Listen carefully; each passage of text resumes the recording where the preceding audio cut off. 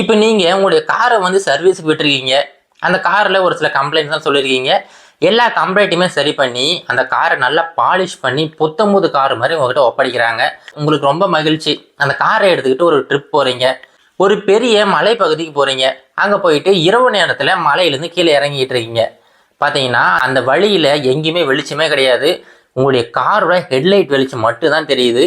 நீங்கள் நிதானமாக அந்த மலையோட இறக்கத்தில் இறங்கிட்டு இருக்கீங்க.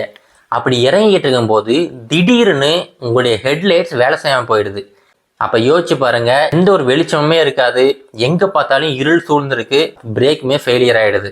அடுத்ததான் நீங்கள் ஹேண்ட் பிரேக் போடலான்னு பார்க்குறீங்க, அந்த ஹேண்ட் பிரேக்குமே வேலை செய்யலை. இந்த மாதிரி ஒரு சுச்சுவேஷன் உங்களுக்கு நடந்தால் எப்படி இருக்கும்? இது வந்து தரையில் நடக்கும்போது இந்த அளவுக்கு கொடூரமாக இருக்குது. இதே மாதிரி சுச்சுவேஷன் ஒரு விமானத்தில் நடந்திருக்கு. அது எந்த விமானம் அப்படின்னா ஏரோபெரு 603. இந்த விமானம் இரவு நேரத்தில் பறந்துகிட்டு இருக்கும்போது நிறைய இன்ஸ்ட்ருமெண்ட்ஸ் எல்லாமே வேலை செய்யாமல் போயிடுச்சு. பைலட்ஸ் கிட்டத்தட்ட ஒரு கண் பார்வையற்றவர் ஒரு வண்டியை ஓட்டினா எப்படி இருக்கும் அந்த மாதிரி தான் அந்த ஃப்ளைட்டை ஓட்டிக்கிட்டு இருந்திருக்காங்க. பைலட்ஸ் எவ்வளோ கஷ்டப்பட்டு ட்ரை பண்ணியுமே இந்த ஆக்சிடெண்ட்டை வந்து தவிர்க்க முடியல. இந்த ஆக்சிடெண்ட் ரொம்ப சோகமாக முடிஞ்சிருச்சுங்க. இந்த ஆக்சிடெண்ட்டுக்கு என்ன காரணம் அப்படின்னு கேட்டிங்கன்னா நீங்கள் ரொம்ப அதிர்ச்சி அடைஞ்சிருவீங்க. ஒரே ஒரு சின்ன விஷயம், அந்த சின்ன தப்பு இவ்வளோ பெரிய ஆக்சிடெண்ட்டுக்கு காரணமாயிடுச்சு. அப்படி என்னதான் நடந்துச்சு இந்த ஏரோபெரு 603 இந்த ஏர்கிராஃப்டுக்கு? இவ்வளோ பெரிய ஆக்சிடெண்ட்டுக்கு என்ன காரணம்? அதில் யாராவது உயிர் பிழைச்சாங்களா அப்படிங்கிறத தான் இந்த பதிவில் பார்க்க போகிறோம்.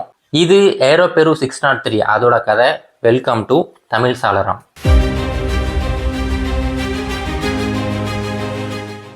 அது அக்டோபர் 2, 1996 லிமா அப்படிங்கிற ஏர்போர்ட்ல இருந்து சில்லி நாட்டுக்கு ஒரு ஏர்கிராஃப்ட் பறக்கிறதுக்கு தயாராக இருக்கு. அந்த ஏர்கிராஃப்டோட வயது வெறும் 4 வருஷம் தான். அது போயிங் 757 ரக விமானம். அந்த விமானம் பறக்கிறதுக்கு ரன்வேவோட தயாராக நின்றுக்கிட்டு இருக்கு. அப்போ நேரம் சரியா நள்ளிரவு 12:30 மணி. இப்போ அந்த ஏர்கிராஃப்டை ஃப்ளை பண்ண போகிறது யாருன்னு பார்த்தீங்கன்னா ரொம்ப அனுபவம் கொண்ட எரிக் ஸ்கிரைபர். இவருக்கு வயது 58. இவர் தான் அந்த ஏர்கிராஃப்டோட கேப்டனாக இருக்காரு. அடுத்து ஃபர்ஸ்ட் ஆஃபீஸரா டேவிட் பெர்னாண்டஸ். இவருக்கு வயது 42. இவருமே பல வருடங்கள் ஃப்ளையிங் எக்ஸ்பீரியன்ஸ் கொண்டவராக இருக்காரு. இப்போ சரியா 12:30 மணிக்கு அந்த ஏர்கிராஃப்டை வந்து அங்கேருந்து டேக் ஆஃப் பண்ணுறாங்க. டேக் ஆஃப் பண்ணும்போது எந்த ஒரு பிரச்சனையுமே இல்லைங்க. ரொம்ப அழகாக அந்த ரன்வே எடுத்து டேக் ஆஃப் பண்ணிட்டாங்க. டேக் ஆஃப் பண்ணிவிட்டு கொஞ்சம் தூரம் போனதுக்கப்புறமா அதோட லேண்டிங் கியர்ஸ் எல்லாமே உள்ளே எடுத்துக்கிட்டாங்க. ரொம்ப அமைதியாக பறந்துக்கிட்டு இருக்காங்க. அடுத்த ஒரு சில நிமிடங்களில் அந்த ஃபர்ஸ்ட் ஆஃபீஸர் ஒரு வினோதமான விஷயத்தை பார்க்குறாரு. அது என்னென்னா, அந்த ஏர்கிராஃப்டில் இருக்கிற ஆல்டிடியூட் சென்சார் வேலை செய்யாமல் இருக்குது. ஆல்டிடியூட் சென்சார்னால் ஒன்றும் இல்லைங்க, நம்ம தரையிலிருந்து அந்த விமானம் எவ்வளோ உயரத்தில் பறக்குது அப்படிங்கிறத துல்லியமாக காட்டுற ஒரு கருவி தான் அந்த ஆல்டிமீட்டர் அப்படிங்கிறது. அந்த ஆல்டிமீட்டர் ஒரே ஒரு வேல்யூவில் அப்படியே ஸ்டக் ஆகி நின்றுக்கிட்டு இருக்கு. என்னாச்சு அப்படின்னு சொல்லிட்டு அடுத்து இன்னொரு ஆல்டிமீட்டர் செக் பண்ணி பார்க்குறாரு. அதுவுமே ஸ்டக் ஆகிருக்குது. மூன்றாவது ஒரு ஆல்டிமீட்டர் இருக்குது, அதுவுமே ஸ்டக் ஆகிருக்கு. அந்த விமானத்தில் மட்டும் 3 ஆல்டிமீட்டர் வச்சுருக்காங்க. ஒன்று வந்து பைலட்டுக்கு, இன்னொன்று வந்து கோ பைலட்டுக்கு. இப்போ ரெண்டுமே வேலை செய்யலை அப்படின்னா மூன்றாவதாக ரிடண்டன்சிக்கு இன்னொன்று வச்சுருக்காங்க. ஏர்கிராஃப்டை பொறுத்த வரைக்கும் இந்த ரிடண்டன்சி அப்படிங்கிறது ரொம்ப முக்கியங்க. அதாவது ஒரு கருவி வேலை செய்யலைன்னா அதுக்கு பதிலாக அதே மாதிரி இருக்கிற இன்னொரு கருவி தயாராக இருக்கும் அதோட பொறுப்பை ஏற்றுக்கிறதுக்காக. இந்த மாதிரி ஏர்கிராஃப்டில் எல்லா விஷயத்துக்குமே ஒரு ரிடண்டன்சியாக இன்னொரு கருவி வச்சுருப்பாங்க.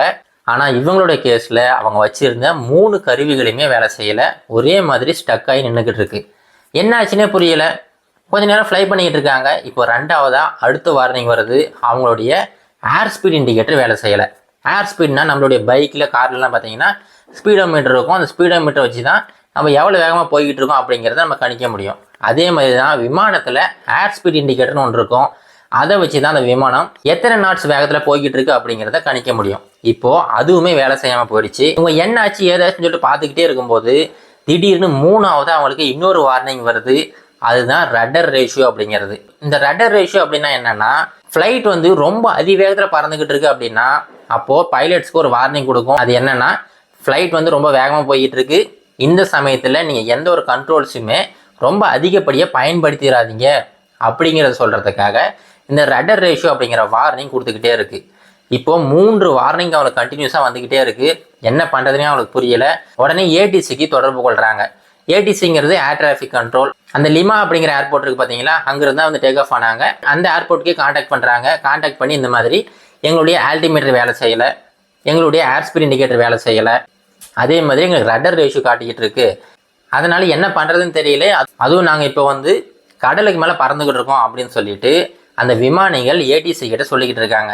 லிமா ஏர்போர்ட் வந்து அந்த சில்லி நாட்டுக்கு போகிற அந்த வழி பார்த்தீங்கன்னா பசிபிக் பெருங்கடல் அது வழியாக தான் போய்கிட்டு இருக்கும். இவங்க இந்த சிட்டியெல்லாம் தாண்டி அந்த கடல் மேலே பறந்துக்கிட்டு இருக்காங்க. இப்போ இவங்க ஏடிசிக்கு கால் பண்ணி எங்களால் எந்த ஒரு ரெஃபரன்ஸ் பாயிண்ட்டுமே கண்டுபிடிக்க முடியல, எங்கள் கண்ணுக்கு எதுவுமே தெரியல, எல்லாமே இருட்டாக இருக்குது, நாங்கள் எவ்வளோ உயரத்தில் பறக்கிறோன்னு எங்களுக்கு தெரிய மாட்டேங்குது, அதே மாதிரி எவ்வளோ வேகத்தில் பறக்கிறோன்றது எங்களுக்கு தெரியலை, இப்போ நீங்கள் தான் எங்களை கைட் பண்ணோம் அப்படின்னு சொல்லிட்டு ஏடிசி கிட்ட கேட்குறாங்க. உடனே ஏர் டிராஃபிக் கண்ட்ரோல்லேருந்து இவங்களுக்கு வந்து பதில் வருது. அவங்க என்ன சொல்கிறாங்கன்னா, நீங்கள் இப்போது கிட்டத்தட்ட 9500 அடிகள் உயரத்தில் பறந்துக்கிட்டு இருக்கீங்க, உங்களுடைய ஸ்பீடு வந்து கிட்டத்தட்ட 310 knots வேகத்தில் பறந்துக்கிட்டு இருக்கீங்க, அதனால் ஒன்றும் பிரச்சனை கிடையாது, நான் உங்களுக்கு வழி சொல்கிறேன், மறுபடியும் நீங்கள் ரிட்டர்ன் திரும்பி ஏர்போர்ட்டுக்கு வந்து லேண்ட் ஆகுங்க அப்படின்னு சொல்லிட்டு அந்த ஏடிசி ஆஃபீஸர் சொல்கிறாரு. சரி, இதுவும் நல்ல விஷயம் தான் அப்படின்னு சொல்லிட்டு அந்த ஏடிசி சொல்கிற அந்த கைடன்ஸை வச்சுக்கிட்டு அவங்க ஏர்கிராஃப்ட்ஸை கொஞ்சம் கொஞ்சமாக கைட் பண்ணி எப்படியாவது அந்த ஏர்போர்ட்டில் வந்து லேண்ட் பண்ணிடலாம் அப்படிங்கிற நம்பிக்கையில் பறந்துக்கிட்டு இருக்காங்க. இப்போ இந்த விமானிகளுக்கு ஒரு நம்பிக்கை வந்துருச்சு. அது என்னன்னா, இதுக்கு முன்னாடி இவங்ககிட்ட எவ்வளோ உயரத்தில் பறக்கிறாங்க அப்படிங்கிறது தெரியாது, எவ்வளோ வேகத்தில் பறக்கிறாங்க அப்படிங்கிறது அவங்களுக்கு தெரியாது. ஆனால் இப்போது ஏடிசி அவங்களுக்கு 2 தகவல்களையுமே தொடர்ந்து கொடுத்துக்கிட்டே வராங்க. நீங்கள் வந்து இவ்வளோ உயரத்தில் இருக்கீங்க, நீங்கள் வந்து இவ்வளோ வேகத்தில் போகிறீங்க அப்படிங்கிற மாதிரி 2 முக்கியமான தகவல்களையுமே ஏடிசி கொடுத்துக்கிட்டு வராங்க. அதனால் விமானிகளுக்கு ரொம்ப நம்பிக்கை, எப்படியாவது அந்த விமானத்தை கொண்டு போய் சேஃபாக லேண்ட் பண்ணிடலாம் அப்படின்னு நம்பிக்கிட்டு இருக்காங்க. ஆனால் இங்கே தான் ஒரு பெரிய பிரச்சனை ஒழிஞ்சிக்கிட்டு இருக்கு. அந்த பிரச்சனையை 2 பேருமே சரியாக கவனிக்கலை. அது என்னன்னா, அந்த ஏடிசிக்கு விமானத்தில் இருக்கிற ஒரு சென்சார்ல இருந்து தான் அந்த விமானம் எவ்வளோ உயரத்தில் பறக்குது அப்படிங்கிற தகவல் அனுப்பப்படுது. விமானத்தில் அந்த சென்சார் வேலை செய்யலை. ஏடிசி அந்த தகவல் வந்து உண்மையான தகவல் நம்பிக்கிட்டு மறுபடியும் அந்த ஃபால்ட்டான ஒரு தகவலை தான் அவங்க கிட்ட திரும்ப திரும்ப சொல்லிக்கிட்டே இருந்திருக்காங்க. ஏடிசி சொன்னதில் இன்னொரு விஷயம் என்னன்னா, அவங்களுடைய வேகம். அந்த வேகம் வந்து ஏடிசியில் இருக்கிற அந்த ரேடாரை வச்சுக்கிட்டு கணிப்பாங்க. அதனால அந்த வேகம் மட்டும் சரியாக இருந்திருக்கு. ஆனால் அவங்க பறக்கிற உயரம் ரொம்ப தவறாக கணிக்கப்பட்டிருக்கு. இப்படியே கொஞ்சம் தூரம் பறந்துக்கிட்டு இருக்காங்க. அப்போ நேரம் கிட்டத்தட்ட 12:47 ஆகுது. திடீர்னு இவங்க அதிவேகத்தில் போகிற மாதிரி ஒரு வார்னிங் வந்துக்கிட்டு இருக்கு. ஆல்ரெடி இவங்களுக்கு நிறைய வார்னிங் சத்தங்கள் கேட்டுக்கிட்டே இருக்கு. இப்போ 4வதா விமானம் அதிக வேகமாக போய்கிட்டு இருக்கு அப்படிங்கிற ஒரு வார்னிங் வருது.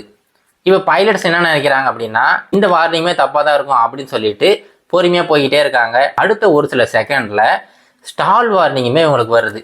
இப்போ ஸ்டால் வார்னிங் அப்படின்னா என்னென்னா, விமானம் ரொம்ப குறைவான வேகத்தில் பறந்துக்கிட்டு இருக்கு, அந்த வேகத்தோட இன்னும் கம்மியாக போச்சுன்னா விமானத்தால் பறக்கவே முடியாது, கீழே விழுந்துரும் அப்படிங்கிறது சொல்கிறது தான் ஸ்டால் வார்னிங்.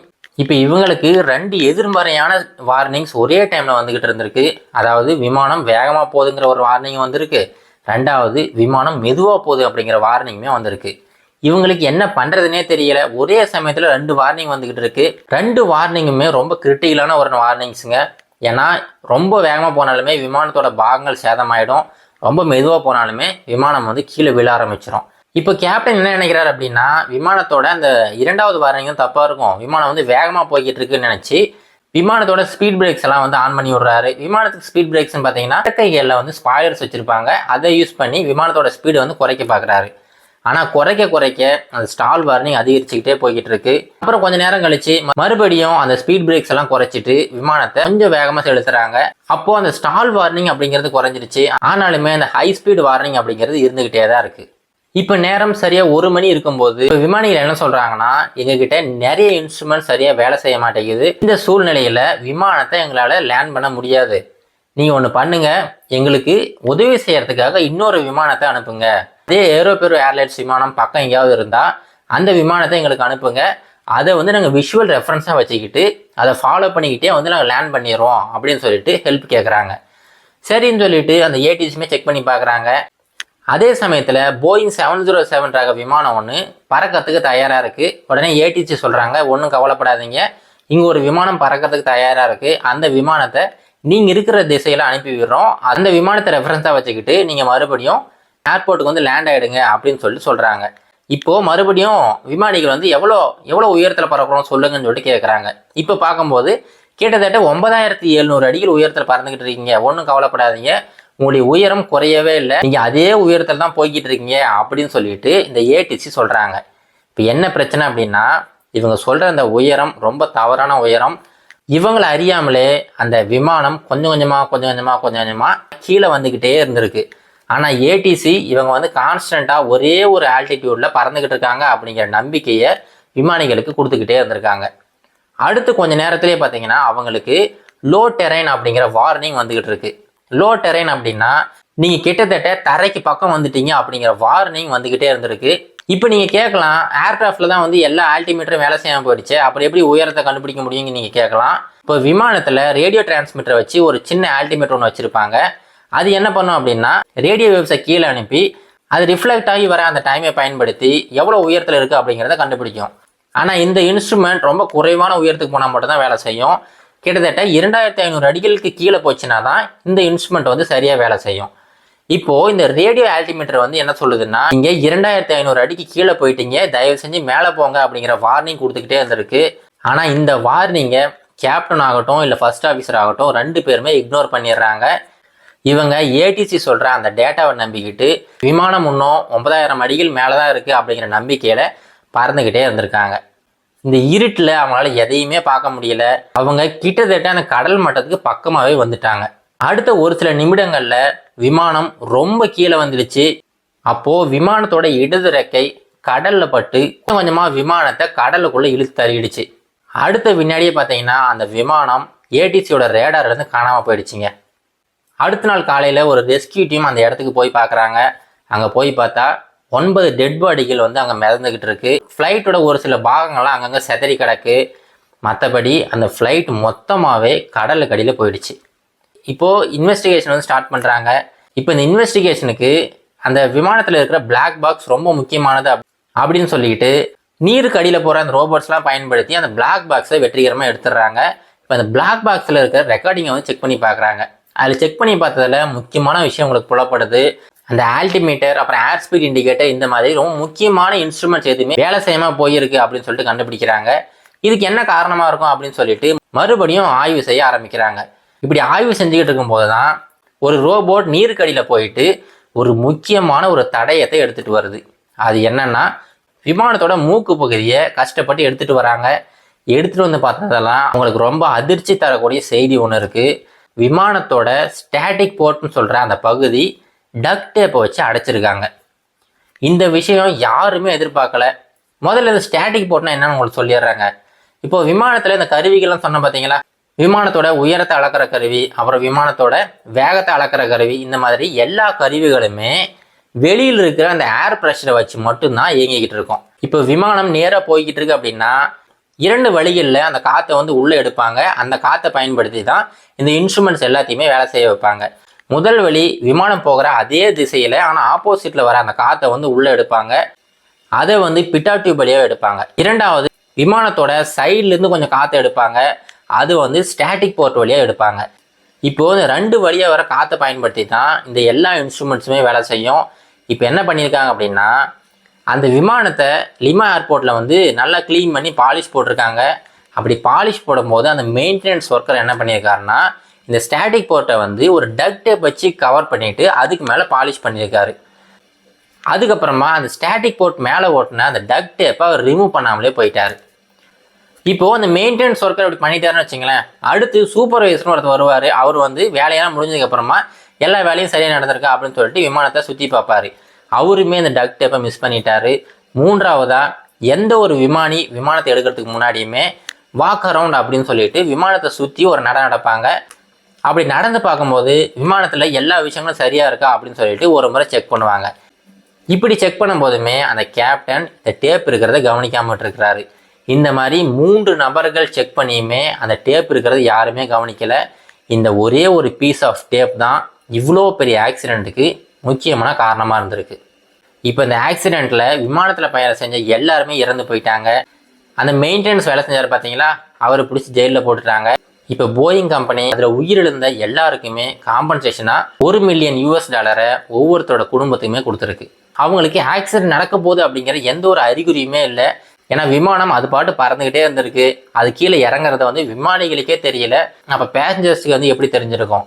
அவங்க கீழே விழுற வரைக்குமே அந்த ஆக்சிடென்ட் நடக்கிறத வந்து யாருமே கணிச்சிருக்க மாட்டாங்க. விழுந்ததுக்கு அப்புறமாவுமே எல்லாருமே உயிரோட தான் இருந்திருக்காங்க. அப்போ அவங்க சாவுக்கு முக்கியமான காரணம் அந்த விமானம் மொத்தமாகவே முழுகுனது தான். இதோட இந்த வீடியோ முடிச்சுக்கலாங்க. மீண்டும் வேற ஒரு இன்ஃபர்மேஷனோட உங்களை மீண்டும் சந்திக்கிறேன். நன்றி, வணக்கம்.